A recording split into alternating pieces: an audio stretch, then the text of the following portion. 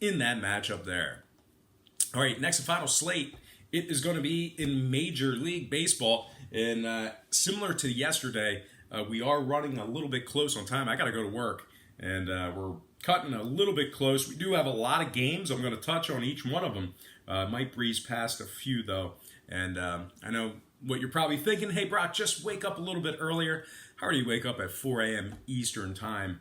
And I'm not getting up earlier than that. I'm sorry. I'm just not going to do it. But anyway, let's go ahead and start off with Kansas City taking on Tampa Bay. And that is a 1:10 Eastern first pitch this afternoon.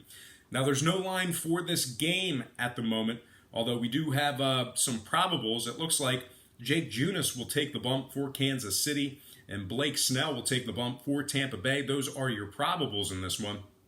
Jake Junis is just 1-2 with a 6.26 ERA for Kansas City. Snell on the other side is 2-1 with a 2.16 ERA for Tampa Bay. Kansas City's just 7-17 overall for the year. Another season where they're just absolutely struggling. Got to be tough to be a Royals fan. If you're a Royals fan right now, got to give you some respect there because they're just not putting together a good product. Kansas City's also 2-10 away from home this year. Tampa Bay, they've been very good. Struggling a little bit as of late, but they're 16-8 overall for the year, 9-6 at home. I think even though we have no line, I think Tampa Bay is going to get the job done. I'm going to lean Tampa Bay winning this one outright by the score of 5-3. All right, next game, Marlins, Indians, 1:10 Eastern first pitch in Cleveland. Once again, no line in that one either. We do have Sandy Alcantara, who is slated as the starter for Miami. We have Rodriguez for Cleveland. And like I said, those are the probables, so sometimes things change. But Sandy Alcantara's 1-2 with a 5.09 ERA for Miami. Rodriguez is 0-1 with a 3.17 ERA for Cleveland. Miami's just 7-16 overall for the year, 2-5 away from home. Cleveland's 12-10 overall for the year, 6-4 at home. I think Cleveland will get the job done in the outright game. I like the Indians winning this one by the final score of 4-2. Next matchup. Now we are cooking with fire. Milwaukee taking on the Cardinals. 1:15 Eastern first pitch in Seattle. The Cards open the betting as the $1.20 favorite, total at 9. And since those markets opened this one up, we're seeing steady two-way action on the total, no movement there. But we did see a nickel move toward St. Louis up to $1.25. So once again, the Cards open $1.20 up to -125. Totals at 9. 53% are leaning St. Louis, 70% shaded toward the over. Right now, the Brewers are plus $1.15 on the money line. St. Louis plus $1.50 on the run line. We have Jhoulys Chacin for the Brewers, Wainwright for the Cardinals. Chacin is 2-2 with a 5.92 ERA for the Brewers. Wainwright is 1-2 with a 4.74 ERA for the Cards. Now, if you like the Cards at home here, they are second in scoring on average in Major League Baseball. They're also fourth in hits. Meanwhile, Milwaukee on the other side, they've dropped 6 out of their last 7. They're also 24th in runs allowed. Now, total-wise, St. Louis is 8-3 to the over at home. I like the Cardinals -125 and the over 9 runs in that one. Next game, Nationals, Rockies, 3:10 Eastern first pitch in Colorado.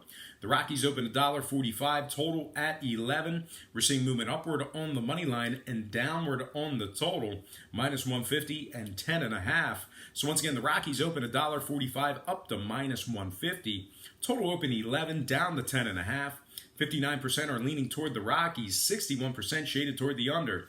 Right now, Washington is plus 130 on the money line. Colorado plus $1.25 on the run line. We have Sanchez for the Nationals, Marquez for the Rockies. Sanchez is 0-2 with a 4.91 ERA for Washington. Marquez is 2-1 with a 2.25 ERA for Colorado. Now, if you like Colorado in this spot here, just keep in mind they are striking out 10 times per game on average. That is dead last in Major League Baseball. They're also 10-14 overall, and they've been winners in just 4 out of 11 games at Coors Field. Now, Washington on the other side, they're 8th in scoring, 5th in striking batters out, and they've won 2 out of their last 3 ball games. Now, total-wise, Colorado is 16-8 to the under overall for the year. I like Washington plus 130 and the under 10.5 in that game. Next matchup, Rangers, A's, 337 Oakland. The A's open the betting as the $1.40 favorite, total at 9.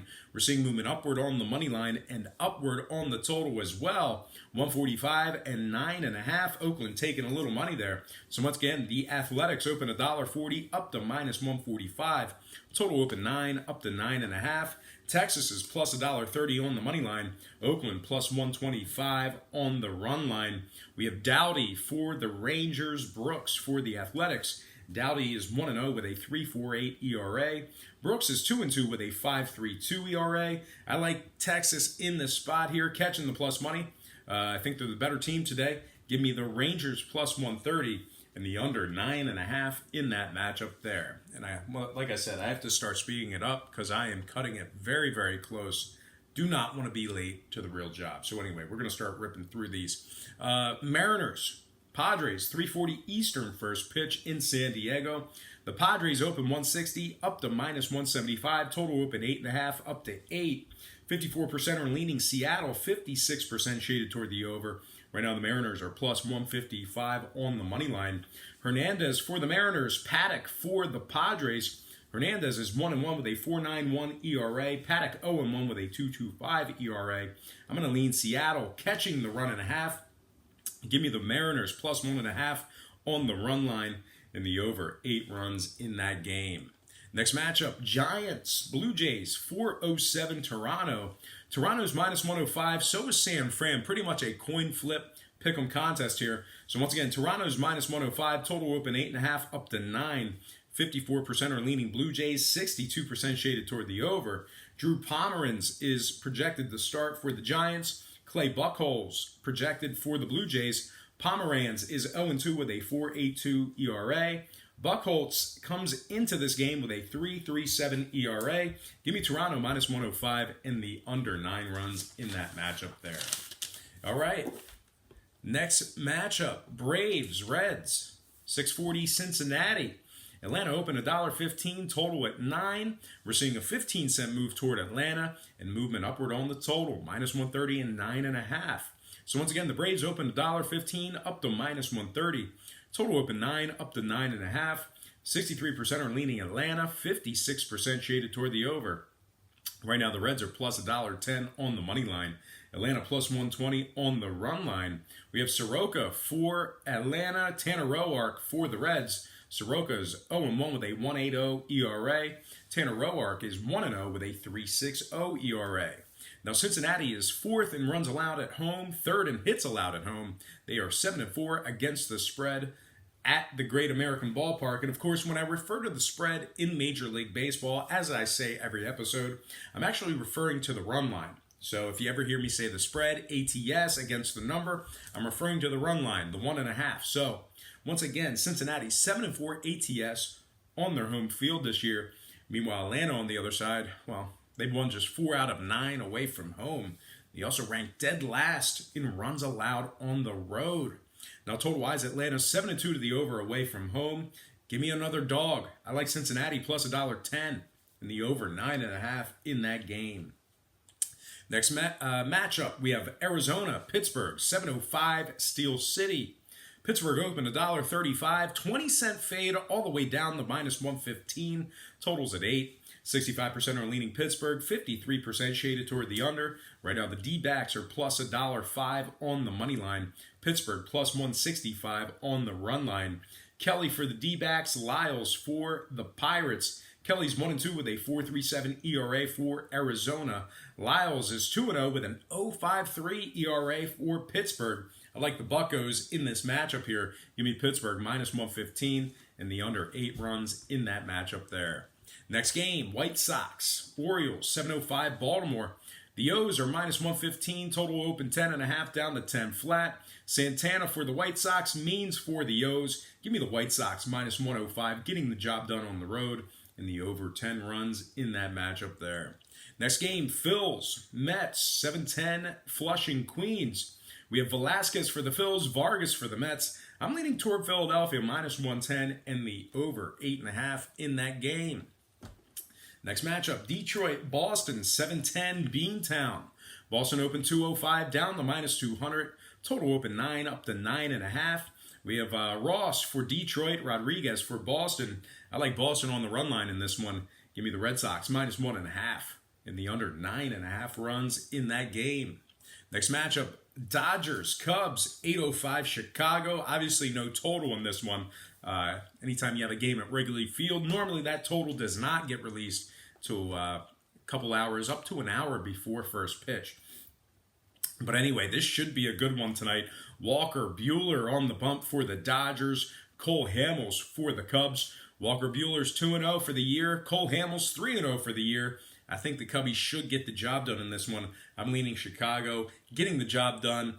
I think they'll win by a final of 5-3. All right, next game, Twins, Astros, no line in that one. And that'll bring us to our next and final game for the show. Yankees, Angels, 10:07 first pitch in Los Angeles. We have Sabathia for the Yanks, Pena for the Angels. I like the Yankees in an underdog spot here. Give me New York plus 105 in the over 8.5 in that game. All right, folks, that is going to do it for me. As always, don't forget to check me out at patreon.com. But most importantly, thank you for watching this free programming on YouTube. I love doing YouTube uploads. It's kind of my thing. So I really, really hope you enjoyed all this free content, all this free information right here on YouTube. And as always, don't forget to open up that description section, click that link, and check me out at patreon.com/BrockPage.